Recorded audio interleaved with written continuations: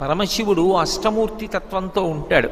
అందుకే పరమశివుడికి పూజ చేస్తే 8 నామాలతో పూజ చేస్తే చాలు, సంపూర్ణమైనటువంటి పూజ పూర్తి చేసినట్టే. అవకాశం ఉంటే శివాష్టోత్తరం చెప్పచ్చు, శివ సహస్రం చెప్పచ్చు.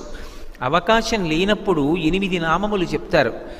ఓం భవాయ దేవాయ నమః, శర్వాయ దేవాయ నమః, ఈశానాయ దేవాయ నమః, పశుపతే దేవాయ నమః, రుద్రాయ దేవాయ నమః, ఉగ్రాయ దేవాయ నమః, భీమాయ దేవాయ నమః, మహతే దేవాయ నమః. అమ్మవారికి కూడా ఇక వేరు నామాలు చెప్పరు. భవస్య దేవస్య పత్నీ నమః, శర్వస్య దేవస్య పత్నీ నమః, ఈశానస్య దేవస్య పత్నీ నమః, పశుపతే దేవస్య పత్నీ నమః అని ఈ 8 నామాలకి మళ్ళీ పత్నీ నమః అని కలుపుతారు. ఈ 8 నామాలతోటి తెల్లటి బియ్యాన్ని నీటితో తడిపి ఒక్కొక్క గింజ వేస్తే చాలు, శివార్చన పరిపూర్తి.